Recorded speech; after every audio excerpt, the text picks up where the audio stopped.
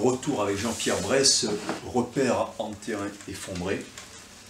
On termine le paragraphe sur l'Inquisition. Tant que l'Église catholique n'aura pas au moins décanonisé saint Thomas d'Aquin, justificateur de l'Inquisition, je la considérerai comme tortionnaire potentielle et massacreuse potentielle. L'Inquisition a bien existé, c'est une démarche contraire à l'enseignement évangélique, et les églises qui ne dénoncent pas complètement les fautes de leurs ancêtres spirituels se font leurs complices potentiels. Tout à fait. 12e point, alors tout autre chose. Dès la Renaissance italienne, on invente l'art profane, qui dépouille l'Église de sa principale fonction sociale. Et je viens d'ajouter sociale, après la remarque que m'a faite François-Marie tout à l'heure. On va en reparler. Réaction nulle des principaux intéressés. L'Église s'effondre. Que pouvait-elle faire? Je ne sais pas, c'est son problème et ce n'est pas le mien. Très bien. Alors, c'est vrai que la Renaissance, à partir fin 14e, 15e, 16e siècle, pour la Renaissance pessimiste, la seconde Renaissance, il y a un florissement de l'art profane, la bourgeoisie parfois anoblie qui fait décorer ses palais, le rôle très important de Giotto qui fait rentrer la nature, le mouvement des corps et le mouvement des âmes, les émotions dans l'art, en se détachant du fond doré qui symbolise l'éternité, l'immobilité de la culture byzantine, des icônes byzantines. Hein. Pas de relief, la Vierge soudain acquiert une poitrine par exemple. Bon, c'est révolutionnaire, hein, on le compare à Picasso. Et symboliquement, on rentre dans l'histoire à travers la tridimensionnalité, avec les perspectives qu'a apporté Giotto. On rentre dans l'histoire, dans l'art comme dans la civilisation. Donc ça, c'est une chose intéressante. Oui, mais c'est un art profane. Alors, pas que, c'est-à-dire que dans l'art sacré aussi, sacré aussi, tu prends Piero della Francesca, tu trouves la perspective, c'est-à-dire la perspective investie. Oui, aussi. mais attends, là tu développes une question forte intéressante, mais qui n'est pas mon sujet. Mon sujet, c'est la naissance de l'art profane qui dépouille l'Église de sa propriété privée, si j'ose dire. Enfin, d'accord. Et oui, mais pour moi, justement, elle ne devait pas s'arroger tous les droits. Ah non, mais c'est en pas célébrant la nature, et le profane, on on peut place célébrer... pas du point de vue du droit, je me place du point de vue de la puissance, là, en Très l'occurrence. bien, ok. Mais alors, je dis pas qu'il y ait eu quelque légitimité ou qu'il n'y ait pas eu de légitimité.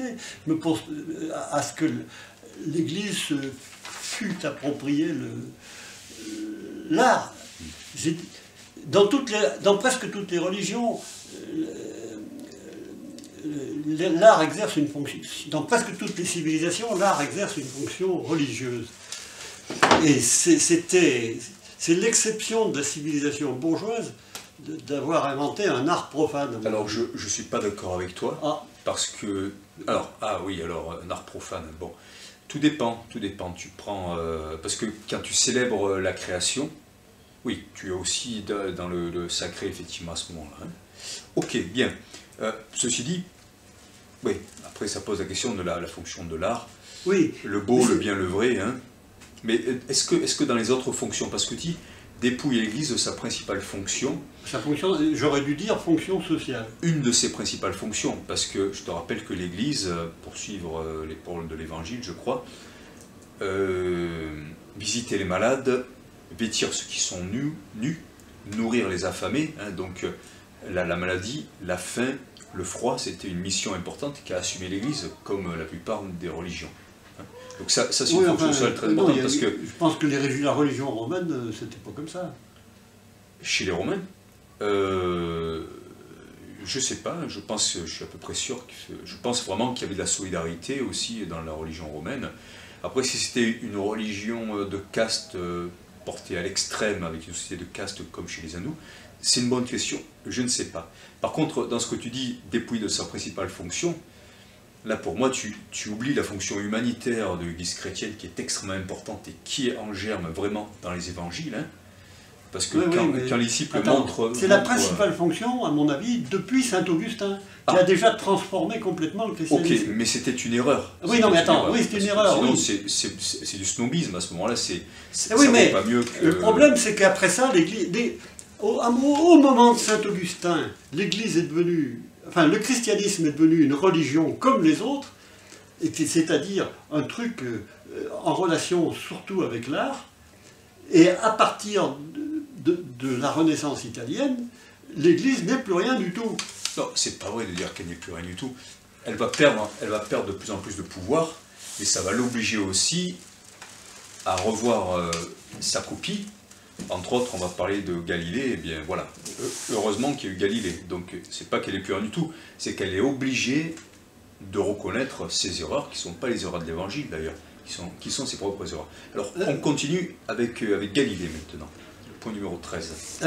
Face à Galilée, l'Église hésite et tergiverse. On ne peut pas le lui reprocher. Mais il faut reconnaître qu'elle a fort mal plaidé sa cause, puisque aujourd'hui encore, bien peu d'hommes d'Église savent expliquer l'enjeu de cette controverse. La théorie de Copernic, parfaitement exacte, détruisait le symbolisme du centre, que 3 siècles plus tôt, Thomas d'Aquin avait mis à l'honneur en confirmant les erreurs d'Aristote. Ce qu'il y a d'absurde ici, c'est que l'Église prétend éclairer les hommes alors qu'elle ne fait qu'empêcher que la lumière se fasse. Animée de cette préoccupation niaise de protéger ses ouailles des images de l'ogre historique. C'est oublier que l'histoire accouche dans la douleur. Pour combattre le poids des images, le texte biblique proposait un autre style, le style prophétique. Très bien, très intéressant. Juste 2 remarques avant de passer au point suivant. Pour moi, aujourd'hui, c'est encore pire qu'à l'époque de l'Église, notre anthropocentrisme et notre géocentrisme, parce que les personnes les plus évoluées, soi-disant scientifiquement, ne croient pas aux extraterrestres. Et comment imaginer que nous, qui disparaissons après quelques kilomètres dans l'espace, nous soyons les seules créatures intelligentes, surtout qu'on n'est pas toujours très intelligent. Et deuxième chose, je vais m'arrêter là. Oui. Point 14, le mariage des prêtres. Point numéro 14. Je ne vais pas parler du mariage des prêtres. Ah, pardon. Enfin, ça y touche, mais ce n'est pas ce que j'ai dit. Les autres erreurs de l'Église catholique sont grotesques. Sa fascination phobique à l'égard du sexe, mise en place, semble-t-il, au XIXe siècle, mais déjà fortement esquissée dès le IVe siècle, est obscène. Si ça les préoccupe tant que ça, qu'ils y touchent donc comme les autres, et s'ils ne veulent pas dire ce qu'ils font, qu'ils se taisent. Oui, alors, récemment, un ami qui travaillait dans une institution de l'Église m'a dit que le mariage des prêtres fait son chemin, on verra bien. Oui, mais moi je m'en fous du mariage des prêtres. Très bien, très bien. Alors, 15e point, Pacem in terris ou in terra, nous t'écoutons. Oui, en 1963, Jean 23. Cette encyclique a été présentée comme marquant un tournant progressiste dans la vieille institution malade. Cette bonne blague. Cette encyclique faisait l'éloge de la démocratie pour embêter Salazar et Franco. Vieille relique de l'ancien temps dans un monde qui avait changé. Quel courage! S'agissait-il d'enfoncer 2 portes ouvertes ou bien de tirer sur quelque ambulance? À la même époque, Ellul écrivait, plus exactement 2 ans plus tard, en 1965, dans l'illusion politique, on défile pour défendre la démocratie, mais la démocratie est déjà morte. En 1965, Ellul écrivait ça. Voilà. Alors, intéressant. Donc, je t'ai demandé en préparant l'émission, est-ce que tu pourrais citer une période où la démocratie était plus vivante? Ah ben, la démocratie, à la fin du 19e siècle en France, par exemple, c'était pas la 7e merveille, mais c'était quelque chose de plus vivant qu'en 1963, 65. Peut-être parce qu'il y avait beaucoup de luttes qui cherchaient à instaurer une véritable démocratie. Il y en avait qui voulaient... Les anarchistes en particulier. Oui, ou bien il y avait les réactionnaires qui voulaient encore, qui espéraient encore en revenir... Alors que là, on nous a fait croire qu'on était en démocratie dans les années 60. Ceci dit, voilà, rappelons quand même, fin du 19e siècle, les femmes n'ont pas le droit de vote, les enfants continuent, je pense encore, à travailler à l'usine. Il n'y a peut-être même pas une semaine de congé payé, et la France est à la tête d'un empire colonial, donc comme démocratie, on repassera. Hein. Non, mais c'est une démocratie bourgeoise, avec tous les défauts de la société bourgeoise, voilà. Mais ça a un sens plus clair que ce qui s'est passé depuis. Oui, mais enfin, en tout cas, c'était pas vraiment une démocratie, voilà, c'était bon. C'était la forme adoptée par la bourgeoisie pour exercer son pouvoir. Voilà, mais tu penses que vraiment c'était mieux qu'aujourd'hui? Ah non, non, je dis pas que c'était mieux, je dis que c'était plus cohérent. Enfin, c'était peut-être moins hypocrite. Voilà. Enfin, non, c'est même encore, pas ça. Non, ouais. non, je dirais pas que c'était moins hypocrite. Ouais. Mais il y avait... Parce que On dit à la fin du Macron, 19e. pour moi, avec Macron, on revient au Second Empire et à la Troisième République, donc tu devrais... On est plutôt dans la déliquescence, on est plutôt dans... oui, on est à peu près vers les années 470 de l'Empire romain. Hein. D'accord. L'Empire romain d'Occident. Ouais, donc il va y avoir un effondrement, d'où le titre Ah, de ton livre. Oui, oui. Très bien. Point suivant.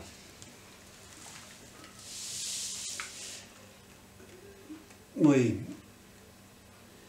Est-ce que oui, allez, on passe au point suivant. Non. Est-ce que tu as fini de lire le paragraphe? Aujourd'hui, le pape François peut se démener comme il veut, mais le mal est fait, et je me demande bien quel meuble il pourra sauver. Je n'ai pas tout compris, certes, et je connais des catholiques qui semblent marcher dans l'absurde mouvement historique. Oui, là, c'est pas la même. Et je connais des catholiques qui semblent marcher contre l'absurde mouvement historique, et je m'en félicite. Oui, alors l'absurde, c'est de changer d'orientation par opportunisme, mais sans reconnaître le fond de ses erreurs. Le fond de l'erreur, c'est de croire que l'Église actuelle soit encore héritière d'un souffle évangélique dont elle a perdu depuis longtemps l'inspiration. Il se peut que le pape François soit un brave homme, certes, mais à lui seul, il ne renversera pas le processus de compromission auprès de César, mis en place il y a 17 siècles. Il faut encore rappeler l'Apocalypse, et les tombées Babylone la Grande, sortez d'elle, ô mon peuple. Frères catholiques et protestants, sortez donc de votre Église au service de César, plus rien n'exige une telle compromission vaine. Ok. Alors, sans en faire un saint, le pape François a quand même vraiment affirmé la sacralité de la création par Laudato Si. Ah oui. Il s'est opposé vraiment à la finance. C'est quand même un homme d'une grande tolérance religieuse et il a été attaqué aussi bien à l'intérieur de sa communauté, enfin, surtout à l'intérieur de sa communauté pour ça, en disant qu'il pactise avec l'ennemi, hein, je pense par exemple par rapport à l'islam. Voilà, donc bon, c'est quand même vraiment le pape qui a posé des paroles fortes sur des questions urgentes. Hein. Oui, mais enfin, s'il était cohérent, il dissoudrait son Église une bonne fois pour toutes, pour qu'on parle d'autre chose. Ok, alors, 17e, oui, ben, ceux qui vont la dissoudre en croyant la consolider, c'est ceux qui s'opposent justement à l'ouverture du cœur et de l'esprit qu'il propose. 17e point, que celui qui ne travaille pas ne mange pas. Vas-y. Si une seule Église chrétienne voulait vraiment faire connaître la vraie parole de Jésus, elle condamnerait en des termes qui restent à trouver pour montrer à la fois le respect de l'autre et la fermeté de la parole, elle condamnerait l'éloge du travail par les puritains. On serait alors proche d'en finir avec les églises au service du capital. Ce n'est pourtant pas bien compliqué, mais il faut renoncer à faire de Saint Paul un penseur qui aurait tout prévu en disant que celui qui ne travaille pas ne mange pas, dans la deuxième épître aux Thessaloniciens, chapitre 3, verset 10. Ouais. À l'écouter, donc, le Christ aurait dû mourir de faim ou jeûner pour le reste de sa vie. Oui, bien, enfin, lui, voilà, parce que Jésus, ne perdait pas votre vie. Il apparaît-il travailler quand il était enfant, quand il était adolescent chez son papa, mais ensuite, pendant les 3 ans de prédication, il n'a pas travaillé beaucoup, sauf quand il a fait la pêche miraculeuse, là, d'accord. Enfin, c'est un peu une exception. Oui, il a dit quitter tout à, je crois, Pierre, qui était pêcheur. Oui, voilà, vends tout tes biens, ou un autre, il a dit, vends tous tes biens, distribue l'argent aux pauvres, voilà. Et suis-moi. Il y a un mot que j'ai appris il n'y a pas si longtemps que ça, c'est l'antinomianisme, qui consiste à refuser les lois, à s'estimer au-dessus des lois. Antinomianisme, c'est-à-dire le fait de ne pas aller enterrer son père, de ne pas se laver les mains avant de manger, de ne pas respecter le sabbat, de ne pas travailler. Et donc le Christ était antinomiastique, ou je ne sais pas comment on dit. Donc voilà. Non mais c'est intéressant parce que ça rejoint ce que tu dis. 18e point, sur la paresse, entre guillemets. Oui, là, excusez mon langage un peu scabreux. Vive la nouvelle église des paresseux, des branleurs et des branleuses. Là, je pousse le bouchon un peu loin. Et il se peut que je me trompe, mais enfin la question mérite d'être posée. Le message de Paul, éloge de la famille et du travail, n'a rien d'universel. C'est un message opportuniste qui n'est plus valable aujourd'hui. Ceux qui veulent vivre encore de cette manière peuvent le faire, mais qu'ils ne perdent pas de vue que le chômage est condamné à s'accroître sans cesse jusqu'au renversement du capitalisme. Si personne ne voit avec précision en quoi ce renversement consistera, cela ne veut pas dire qu'il n'aura pas lieu, mais seulement que nous sommes doublement aveuglés par la propagande médiatique et par nos habitudes de travailleurs. Très bien. Alors, sur la paresse, je dis, bon, il n'y a rien de mal à avoir une famille qu'on aime et à travailler pour elle. Par contre, c'est vrai qu'en faire le parangon de la vertu, c'est ce que tu contestes. Hein. Oui, enfin, parce que il y a différentes sortes de familles, et oui. La famille chrétienne traditionnelle, moi je la condamne pas, mais c'est peut-être pas la seule manière d'aimer ses enfants, quoi. Tout à fait, tout à fait. Bien, 19e point.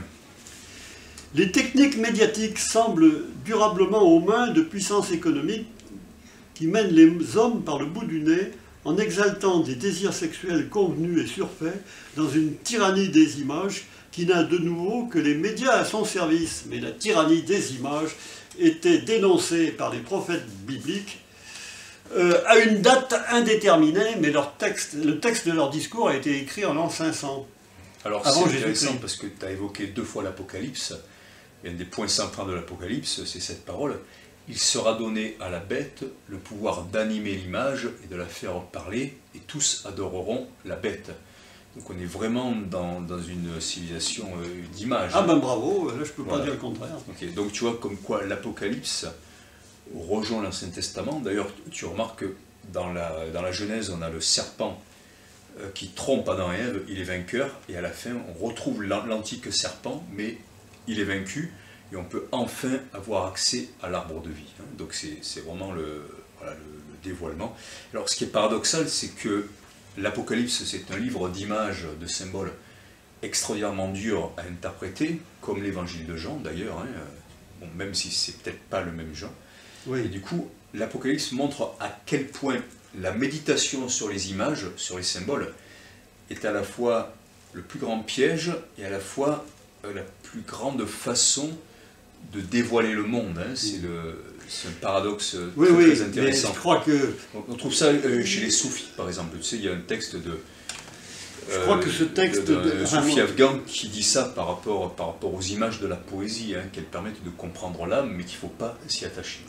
Je crois qu'il faut aujourd'hui ne pas condamner exactement, totalement les images, mais en condamner le culte. Et ce qui en est fait aujourd'hui est un nouveau culte des images.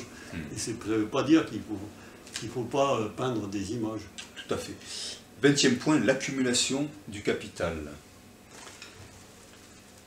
Refuser le travail, ce n'est ni refuser l'activité, ni refuser toute contrainte. C'est refuser la contrainte qui se projette dans l'avenir à travers des représentations convenues d'une accumulation du capital soi-disant forcément bonne. Bon, rien à ajouter. 21e point et dernier point, réhabilitation du mouvement prophétique vétérotestamentaire, pour employer un terme savant, de l'Ancien Testament. Face à la puissance médiatique maîtresse de notre aveuglement laborieux, il est encore temps de réhabiliter le mouvement prophétique à partir d'hommes troublés et chargés de culture, déchirés par des contradictions personnelles. Ils doivent trouver comment projeter ce déchirement dans les changements socio-culturels en cours. Personnellement, je me sens investi, toute modestie mise à part, d'une mission de cette sorte. Il s'agit moins là d'une fonction métaphysique que sociale. Investir sa révolte personnelle dans la dénonciation des aliénations fabriquées par un social manipulé.